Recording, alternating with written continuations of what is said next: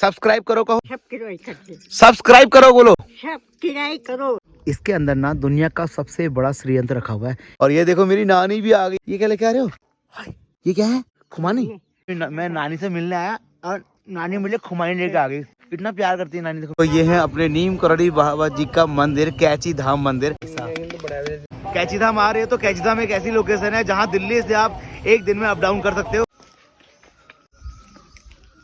So hello ji, good morning, welcome to my new blog. मैं हूं इस समय आपका पाताल भुवनेश्वर में, मतलब कि पिथौरागढ़ आदि कैलाश के पास में। क्योंकि आपको पता है कि मेरी उत्तराखंड राइड चल रही है स्कूटी से, 30 डेज राइड, जिसमें मैं लगभग गढ़वाल तो पूरा कवर कर ही चुका हूं, लगभग जहां ट्रैक नहीं कर सकते हैं। और बाकी अभी कुमाऊं में आ गया हूँ। कल मैं पाताल भुवनेश्वर में आया था। पाताल भुवनेश्वर की गुफा यहीं पास में है, 90 फीट जमीन के अंदर गुफा है। अगर कल का ब्लॉग नहीं देखा जाके देख लेना।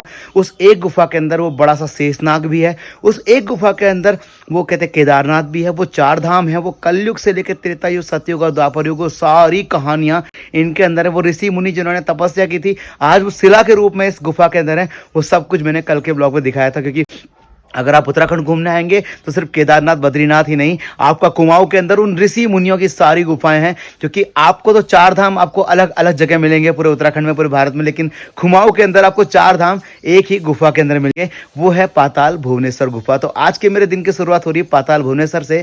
और आज मैं आपको लेकर जाऊंगा यहाँ से हाट काली माता। अब हाट काली माता कौन है पहले आपको बता देता हूँ। हाट काली माता वो है जिन्होंने हमारी इंडियन आर्मी की एक बार डूबते हुए पानी के जहाज की समुद्र में रक्षा करी थी। क्योंकि हमारे इंडियन आर्मी का जो जहाज है वो पानी में डूब रहा था, और उन्होंने हाट काली माता का नारा लगाया और डूबता हुआ जहाज पानी में तैरने लगा।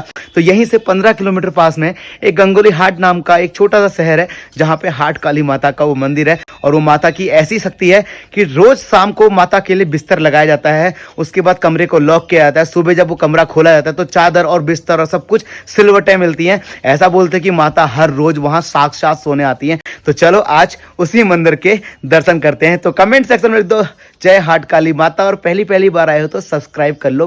पराठे को आजकल मैंने नाश्ते में स्किप कर दिया, क्योंकि पराठा खाने से ना मेरे दिन भर एसिड बनता है बॉडी में। तो फ्रूट का नाश्ता करूंगा तो दिन भर एनर्जेटिक रहूंगा। होम स्टे था जहां मैं रुका हुआ था, 1000 रुपए में यहाँ मुझे रूम मिल गया था। तो चलो भाई, अपनी स्कूटी रेडी कर ली मैं। तो चलो अब निकलते हैं यहाँ से हाट काली माता के मंदिर की तरफ। तो चलो भाई निकलते हैं यहाँ से आगे हाट काली माता के मंदिर की तरफ। भाई अब तो ना धीरे धीरे यहाँ पे इतने लोग आने लग गए यार।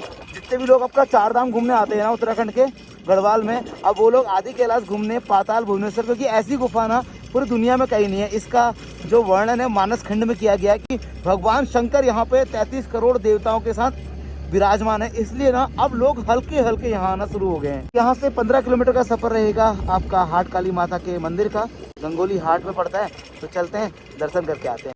तो भाई थोड़ा ही आगे निकला ना, आजकल ना यहाँ काफल हो रहे हैं। एक और फल हो रहा है हिसालू, जिसको शायद बहुत कम लोग जानते हैं। मैं आपको दिखाता हूँ। देखो ये लगा हुआ है, देखो ये। इसको ना ऐसे तोड़ के ना ऐसे खाते हैं। ये काफल लाल होता है, ये पीला पीला होता है।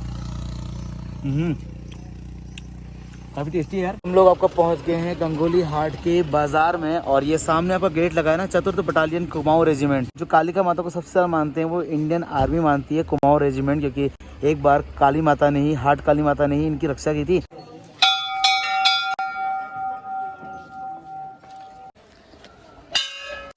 तो भाई देखो पूरी मंदिर में ना, मंदिर का जो रास्ता है ना हाट कालिका माता का, पूरी घंटे लगती है। वैसे ही घंटे पूरे सफर पे, पूरे रास्ते में। भाई सच में मैं ना ऐसा मंदिर पहली बार देख रहा हूँ, जिस मंदिर के अंदर ना आर्मी के सारे वो बने लोगो बने हुए हैं। ये देखो कुमाऊं रेजिमेंट के लोगो बने हुए हैं सारे आर्मी ने ना हर पिलर में। और ऐसा बोलते हैं कि इस मंदिर की ना मतलब बढ़िया तरीके से निर्माण आर्मी ने करवाया है। ये देखो ये सामने आपके मिजोरम के वीर शहीदों के नाम लिखे हुए हैं। जो मिजोरम में भारत पाकिस्तान का युद्ध हुआ था ना, उस टाइम पे भी जितने जवान शहीद हुए थे उनके बारे में भी यहाँ पे लिखा हुआ है। और मंदिर के अंदर के जाने का रास्ता है ये जी। मैंने आपका हाट काली माता के दर्शन कर लिए हैं। वैसे ये शक्ति पीठों में से एक है। मैंने आपको बताया था कि आर्मी की जो हमारी जितनी कुमाऊं रेजिमेंट है ना, जब एक बार युद्ध हुआ था उस टाइम पे माता का नारा लगाने के बाद उनकी रक्षा हुई थी। तो यहाँ पे ना सब कुछ, यहाँ पे जितना भी इंफ्रास्ट्रक्चर है, जिसमें जितनी भी हेल्प होती है वो आर्मी वालों की तरफ से सबसे ज़्यादा होती है। तो आर्मी की कुल देवी के रूप में ये माता को जाना जाता है। और ऐसा कहते हैं कि यहाँ पे ना माता जी ज्वाला के रूप में उत्पन्न हुई थी, जो सबसे बेटा। फिर आदि गुरु शंकराचार्य जी ने उस ज्वाला को शांत किया। उसके बाद जाके यहाँ पे पीठ की स्थापना हुई। पूरी इंडियन आर्मी इन्हीं के नाम का नारा लगाती है, जय काली माता करके। काली माता के चरणों में 19 कुमाऊं के सभी पदों का सादर प्रणाम। मतलब हमारी जो कुमाऊं के जितने भी अफसर होते हैं उन सब का प्रणाम यहाँ हर जगह पे लिखा हुआ है। हाट काली माता का जो मंदिर है ना, पूरा देवदार के जंगलों के बीच में है। इस मंदिर को देख के ना आपको मनाली के उस हिडम्बा देवी मंदिर की याद आएगी। बिल्कुल पूरा आपका देवदार के घने जंगल के बिल्कुल बीच में ये मंदिर स्थित है।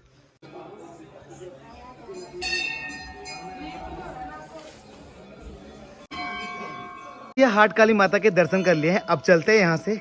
आज एक नई लोकेशन, मतलब कुछ नया दिखाऊंगा। ये आपका गंगोली हाट का ना छोटा सा गांव है।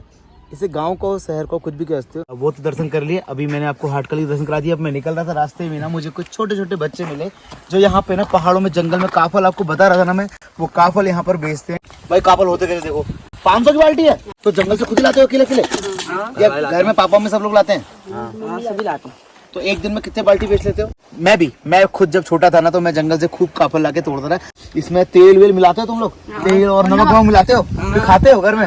हम भी जंगलों से बहुत खाए हैं यार। आपका जो काफल का जो सीजन है ना, काफल का सीजन आपका चलेगा कम से कम 10 से 15 दिन। और यहाँ गाँव के लोग भाई जंगल से काफल ला के ना ऐसे रोड में बैठ रहे थे। मैं पीछे देख रहा था, बहुत सारे लोग थे, वो भी काफल नमक मिलाते हैं, पहाड़ी नमक मिला के इसके अंदर, और लाई का तेल मिलाते हैं ना, इसमें तेल नहीं मिलाते हो? हम तो मिलाते तेल तो। अच्छा, एक दिन में कितने काफल बेच लेते हो? 500-600 बेच देते हो? बढ़िया। तो यार भाई इस उम्र में तो हम 5 रुपए कमाते नहीं थे भाई, तुम 500 रुपए कमा रहे हो, बहुत बड़ी बात है। हमें इस उम्र में ना अपने पापा से 5 रुपए मांग के चीजें खाते थे उस टाइम पे। चूरन, वो गुरु चेरा ऐसे करके उल्टा सुल्टा सब खाते थे। ये बाल्टी आज भिजाएगी पूरी, इसे खाएंगे हम शाम को। आज जहाँ पहुंचूंगा शायद मैं आज कैची धाम तो पहुंच ही जाऊंगा। तो चलो भैया, काफल वाफल भी खा लिए हैं। और भाई साहब वो बच्चों को देख के ना भाई अपने बचपन की याद आ गई। बाल्टियों भर के काफल लाते थे, फिर परात में फैला के उसमें नमक और तेल मिला के खाते थे।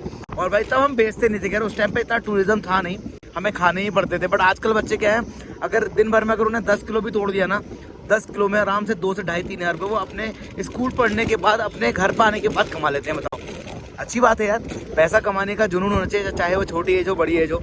तो चलो अभी एक काम करते हैं, आगे चलते हैं। अब हम यहाँ से पहुंचेंगे डोल आश्रम।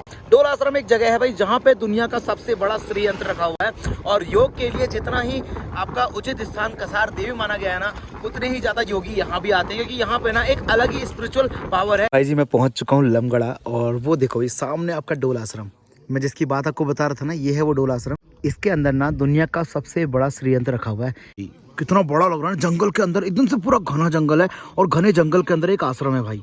बहुत खूबसूरत, सच में यार बहुत खूबसूरत लग रहा है दिखने में तो। और एक सामने ना आपको दिखाई देगी भगवान शंकर की ना एक मूर्ति भी है। तो भाई जी अब टाइम है दिन का लंच करने का। फिर दिन में मैंने कुछ खाया नहीं, तो मेरे पास है तरबूज। फटाफट से तरबूज काटता हूँ। तरबूज, बस ये तरबूज जो मैंने लिया पका हुआ होना चाहिए, ऐसा ना हो कि मेरा चूतिया कर जाए। लाल तो है भाई। अपने वाटरमेलन कट के हो चुके रेडी, और चाट मसाला भी मेरे पास है। हल्का हल्का चाट मसाला इसे मिला दिया ताकि खाने में थोड़ा टेस्ट आ जाए।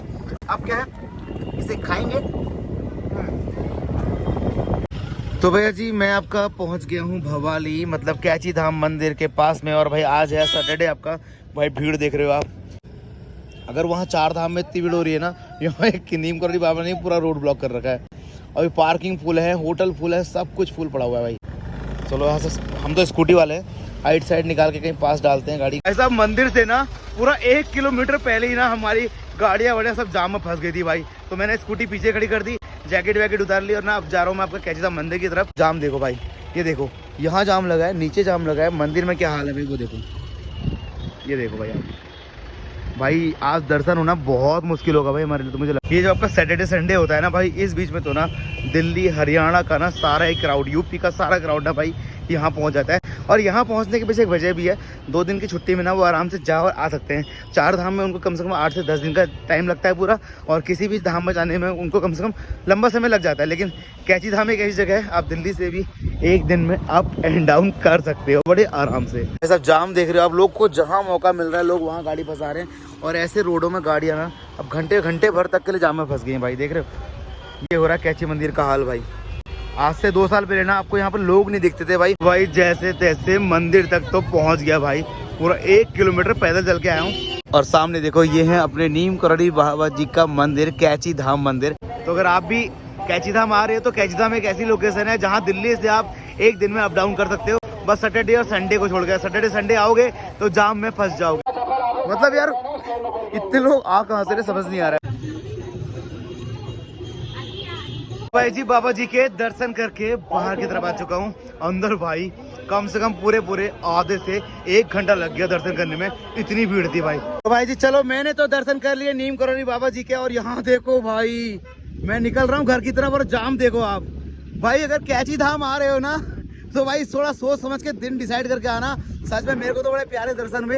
अंदर हनुमान चालीसा का पाठ किया, वहीं पे ना किताबें मिलती है, हनुमान चालीसा की बुक मिलती है, उससे लोग पाठ करते हैं। ऐसा बोलते हैं कि अगर वहाँ आपको हनुमान जी को प्रसन्न करना है तो आपको हनुमान चालीसा पढ़नी पड़ेगी। भाई साहब अब देखो ये कितने किलोमीटर का है। ये ऐसा जाम तो ना भाई तब लगता है जब ना 15 जून का मेला होता है। भाई 4 धाम यात्रा तो भाई गढ़वाल में चल रही है, लेकिन हमारे कुमाऊं में इतनी भीड़ की है भाई। ये भीड़ है आपका नीम करोली बाबा जी के आश्रम में। भाई एक दिन में कम से कम नहीं भी तो 60 से 70 हजार आदमी ना यहाँ से क्रॉस कर रहा है। और देखो कम से कम 4 किलोमीटर हो चुके हैं, और जाम देखो भाई। मैंने इतना जाम ना भाई तब देखा था जब क्या कहते हैं नीम करोली बाबा जी का भंडारा होता है 15 जून के दिन। हाँ मैंने हमेशा 15 जून में देखा है तब इतनी भीड़, वो भी 2-3 साल पहले से ही। लेकिन भाई अब तो हर दिन भाई यहाँ इतनी भीड़ होती है। यहाँ तो आने के लिए भीड़ है, जाने के लिए भीड़ है, दोनों साइड भीड़ है भाई। हा हा हा मेरी जान। तो भाई जी कैची धाम मंदिर के दर्शन करने के बाद मैं पहुंच चुका हूँ पास में 1 किलोमीटर दूर मेरी नानी का घर था, और 20 दिन पूरे हो चुके थे भाई मेरी इस ट्रिप को, और ना बहुत थक भी गया था, कपड़े भी सारे गंदे हो गए थे। तो नानी के घर आ गया, बढ़िया तरीके से चेंज कर लिया, और 20 दिन बाद अब मैं जहाँ जा रहा हूँ वो लोकेशन में मेरी स्कूटी नहीं जा सकती, इसलिए नानी के घर आया हूँ। यहाँ मैं अपनी बाइक मंगा लूंगा। और ये देखो मेरी नानी भी आ गई है। हेलो नानी, क्या हाल है? ये क्या लेके आ रहे हो? ये क्या है? खुमानी। देखो मैं नानी से मिलने आया और नानी मुझे खुमानी लेके आ गई। इतना प्यार करती है नानी, देखो मेरी यार। क्या भाई खुमानी वाली टेस्ट हो रही है यार।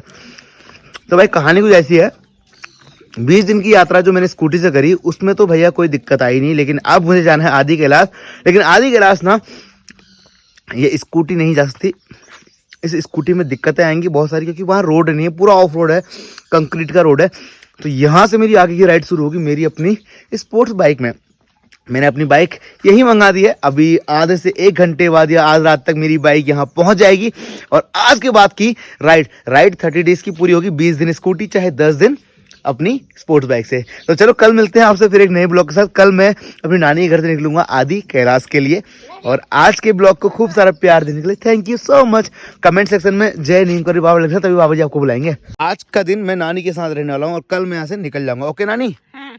Okay bye bye. Okay bye bye. Subscribe करो कहो, सब्सक्राइब कर दो कहो, सब्सक्राइब करो बोलो, सब्सक्राइब करो फटाफट से। हाँ ठीक है। तो सब्सक्राइब कर दो फटाफट से, ठीक है? अब चलो बाय बाय।